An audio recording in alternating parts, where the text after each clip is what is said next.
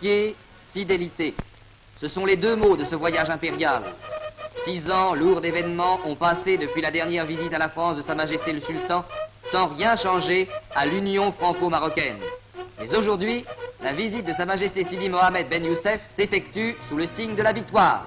De Casablanca, au milieu du déploiement traditionnel qui entoure les visites des souverains, le croiseur Gloire va transporter à Cherbourg Sa Majesté chérifienne, accompagné de son fils aîné, Moulay Hassan.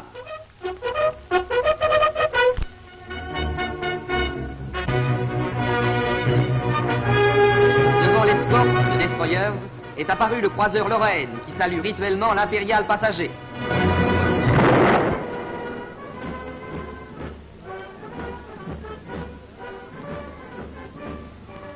Voici Cherbourg, Cherbourg, premier coin de cette France que le sultan retrouve aujourd'hui, endeuillée mais victorieuse.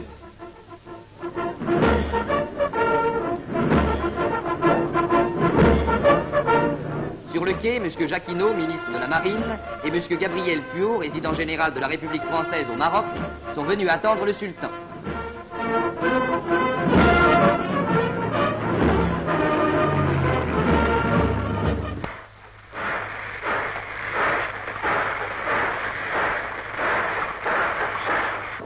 Et bientôt, c'est la gare du Bois de Boulogne, où aucun train n'est entré depuis la visite historique des souverains britanniques. Le général de Gaulle vient accueillir l'hôte de Paris, rencontre attendue qui met face à face deux hommes, deux chefs qui ont tous deux, aux heures les plus tragiques, fait confiance à la France.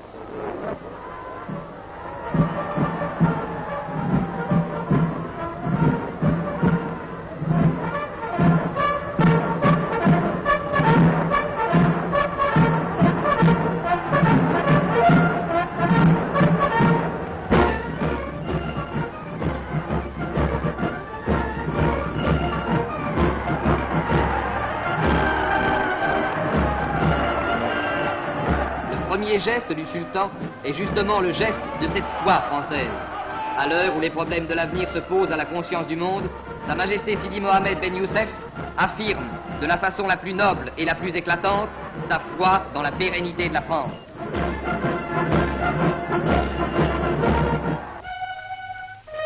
À l'Arc de Triomphe, sur la tombe où dort le soldat de 18, il vient s'incliner. C'est dans cet hommage silencieux l'union de ceux, Marocains et Français, qui se sont battus contre le même ennemi, qui ont gagné la même victoire.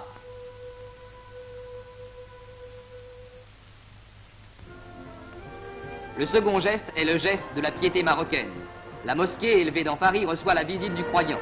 C'est l'honneur du Maroc d'avoir cru en la France, c'est l'honneur de la France d'avoir respecté, cultivé, honoré les croyances et les traditions des peuples de l'Afrique du Nord.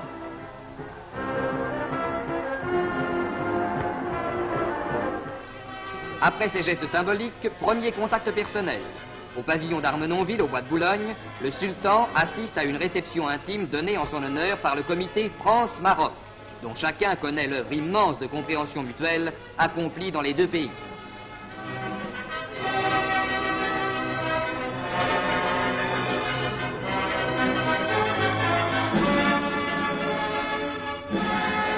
À l'hôtel Talleyrand, dont le gouvernement a fait la résidence du sultan, le général de Gaulle offre à l'hôte de la France le présent auquel un cavalier et un Marocain puissent être le plus sensibles.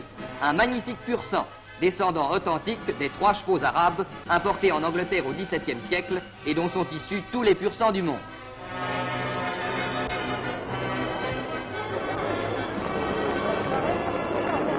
Et c'est d'autres pur-sangs qu'à Hauteuil va pouvoir admirer devant la foule la plus élégante Sa Majesté Sidi Mohamed Ben Youssef.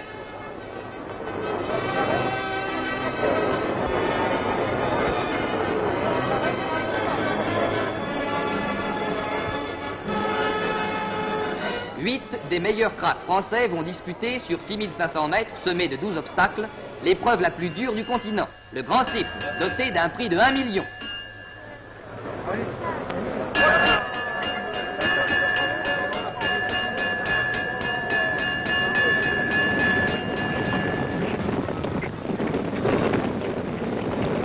Des yeux, Sa Majesté et son fils suivent les deux favoris, Boum et Murigot, qui luttent côte à côte.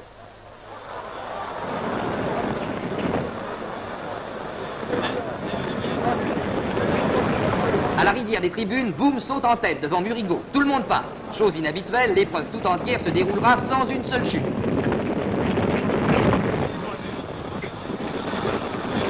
Maintenant, Murigo a pris la tête. À la double barre, Boum est troisième et semble peiner. Le favori va-t-il abandonner?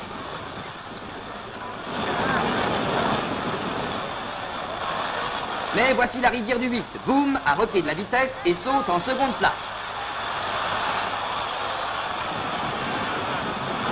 Dans le dernier tournant, Boum a repris une forme étincelante. Il démarre, il triomphe et enlève la grande course de l'année.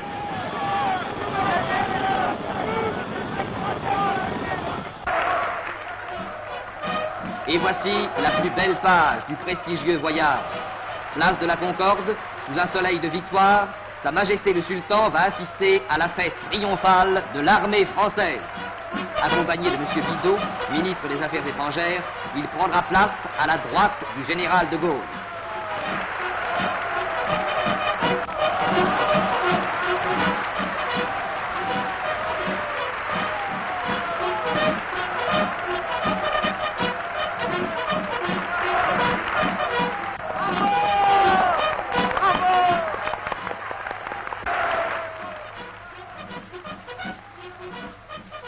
Personne n'a oublié les déclarations de fidélité faites en 39 et 40 par le sultan aux heures les plus tragiques et les plus tristes, au jour de l'entrée en guerre et au jour de la défaite.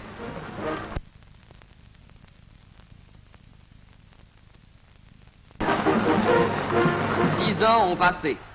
Aujourd'hui, l'homme du destin et l'homme de la fidélité, le général de Gaulle et le sultan du Maroc, reçoivent du général Koenig, l'homme de Bir Hakeim, le salut des armées de la République. Pour la première fois depuis 1919, les troupes emplissent de leur pas cette voûte immense, couverte de noms de victoire, cette voûte sonore qu'emplit le silence d'une seule tombe. Tous, ils passeront sous cette arche, ceux qui s'instruisent pour vaincre et celles à qui l'armée a fait place. Tous ceux et toutes celles qui eurent leur champ de bataille sur terre, sur mer, dans le ciel, pour horizon le devoir, pour chemin le combat.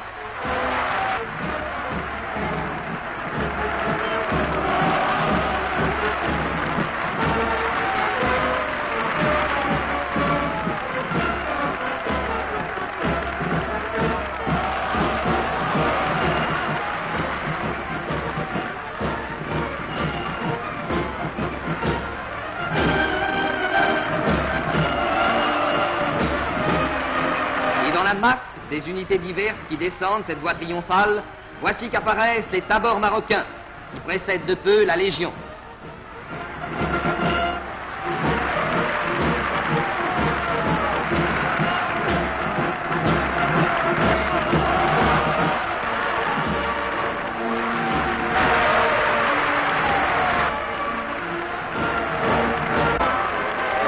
Le général de Montsabert va présenter au premier des Français et au premier des Marocains ses troupes d'Afrique, venues par la Tunisie, l'Italie et la France jusqu'au cœur de l'Allemagne et qui ont de leurs mains et de leur sang contribué à faire une victoire.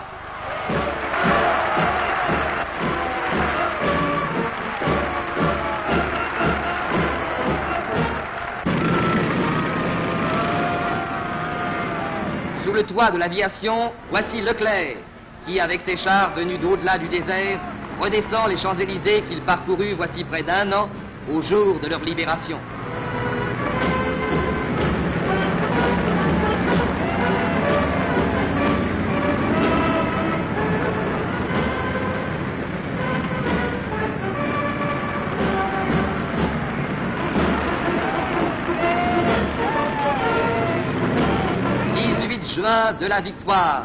Il scelle dans la gloire cette union de deux peuples et de deux nations, scellée déjà dans la guerre, dans la prospérité et dans l'épreuve de la défaite.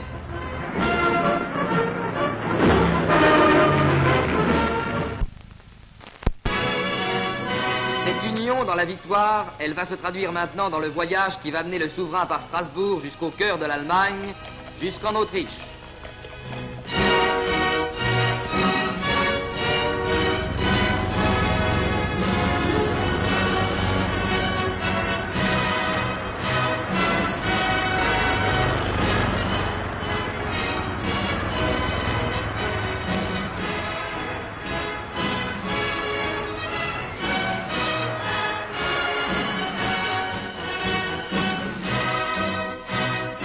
Accompagné de M. Bollaert, préfet régional de Strasbourg, le sultan traverse le Rhin, dont ses troupes ont, aux côtés des unités françaises, forcé le passage.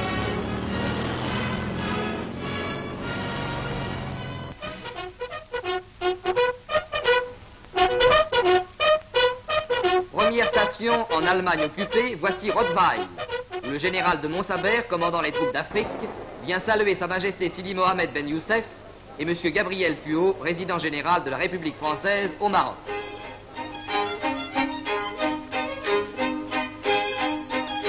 En l'honneur de l'impérial visiteur, les paysans allemands ont préparé une fête et exécutent les vieilles danses masquées qui marquent traditionnellement dans ce pays le solstice d'été.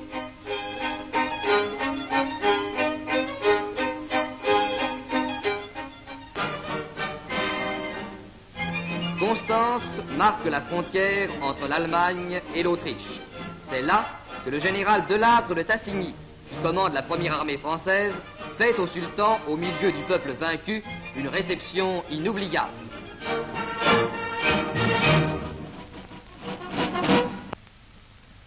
Et le sultan retrouve ici, sur une terre domptée, les fils de son pays, parmi les troupes qu'il récompense de leur valeur militaire et de leurs souffrances passées.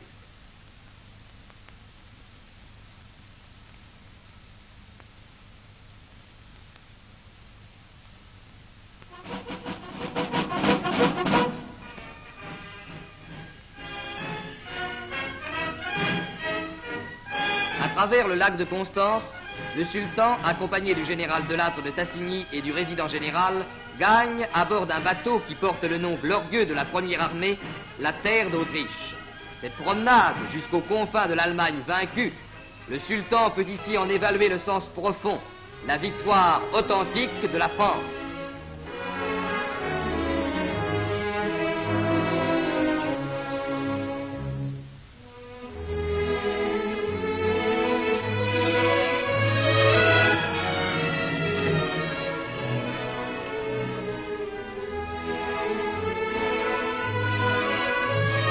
Bregenz fait face à Constance. Ici, nous sommes sur la terre autrichienne, sur cette terre qui fut la première victime de la rapacité allemande. Et c'est une sympathie heureuse qui accueille ici le chef du peuple marocain. Ce n'est pas seulement à la victoire de la France qu'a participé le peuple marocain, c'est aussi à la libération de l'Autriche.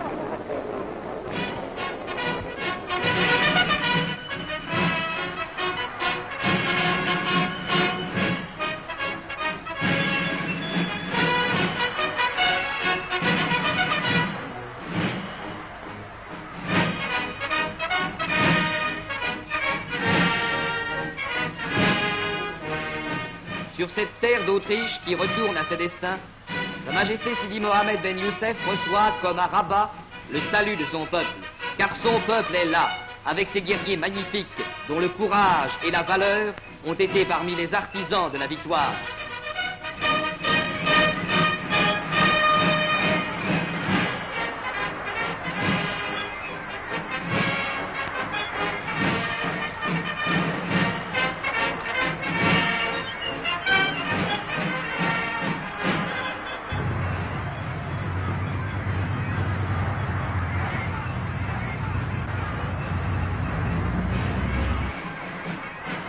Et dans la nuit, c'est au milieu d'une fête de lumière que le souverain regagne Constance.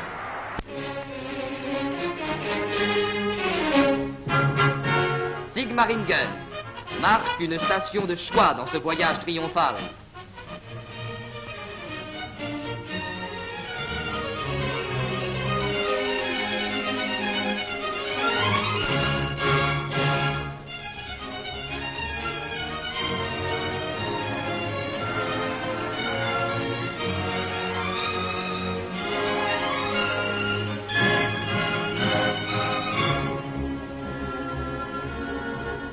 les salons de ce château qui fut le berceau des empereurs d'Allemagne, dans ces pièces hantées hier par le délire germanique, c'est la France, aujourd'hui, qui reçoit un hôte respecté.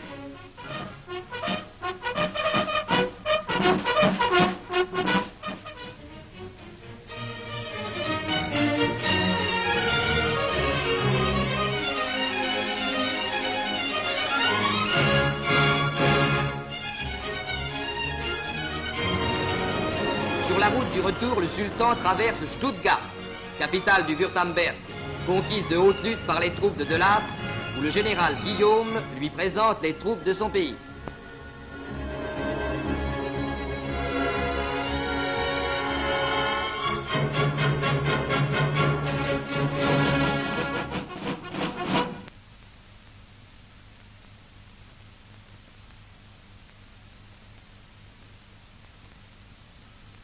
En remettant aux soldats de sa race, chez l'ennemi vaincu, des décorations françaises, le grand chef musulman confirme cette œuvre constructive de l'amitié de deux peuples, cette création continue dont les résultats couronnent les efforts de Lyautey et de ses successeurs.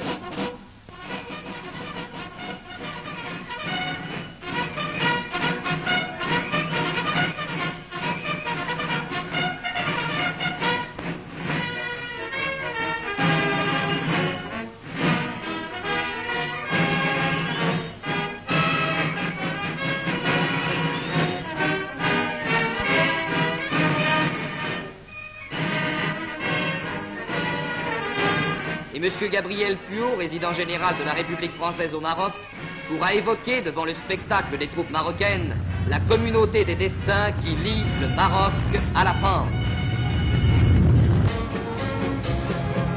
Retour en France.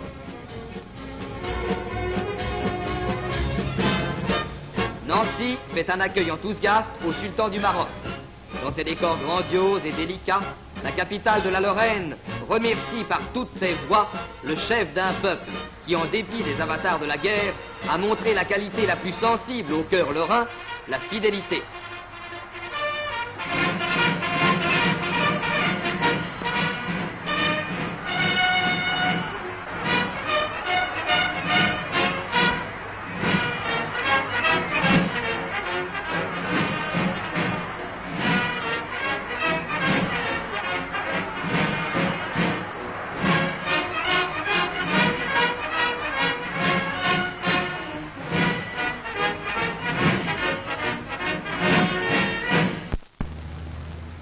C'est la même qualité qu'acclament les populations du centre de la France lorsque Clermont-Ferrand et toute l'Auvergne reçoivent à la fois la visite du chef français et du chef marocain.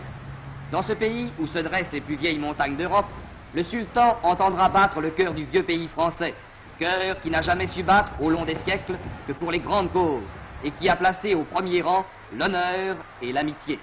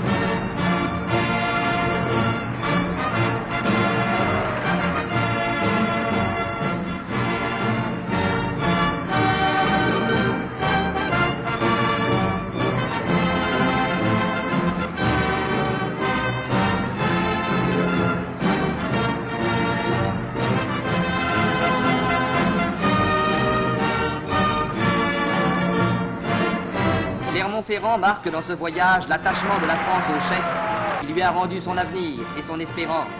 Après les dures épreuves imposées par 4 années de deuil, la nation retrouve peu à peu ses moyens et ses forces de grande puissance.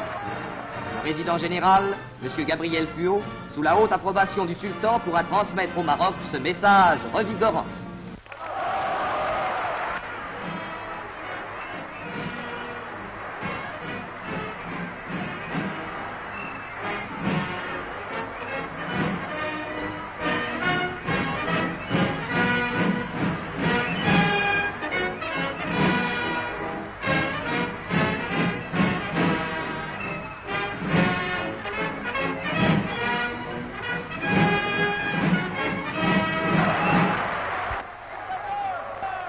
Aux usines Michelin, où le général de Gaulle vient dire aux ouvriers la confiance du pays, Sa Majesté Sidi Mohamed Ben Youssef a pu voir de quelle foi aussi est animé le peuple des travailleurs.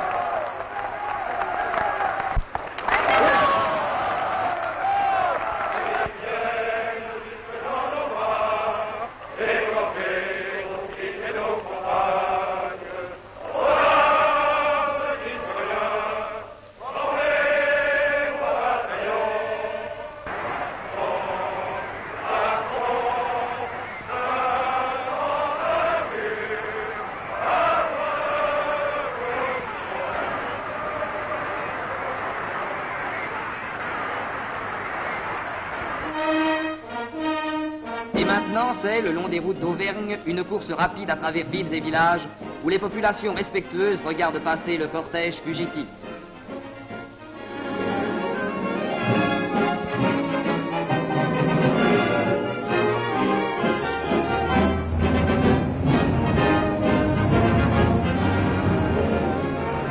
À Aurillac, l'hôte de la France est reçu par des démonstrations enthousiastes.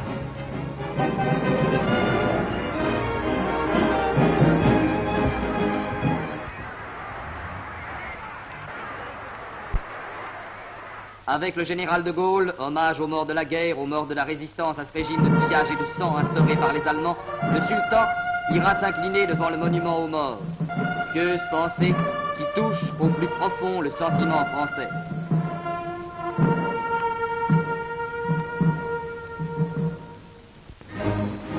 Puis, le barrage de Saint-Étienne quant à l'Est retiendra l'attention du souverain.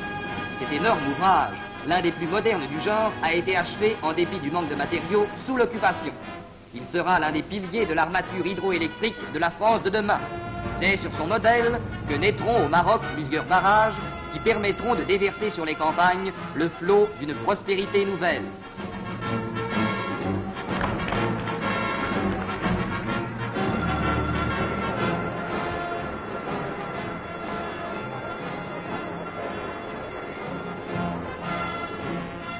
Le voyage est fini, le sultan a quitté la France pour retrouver son peuple.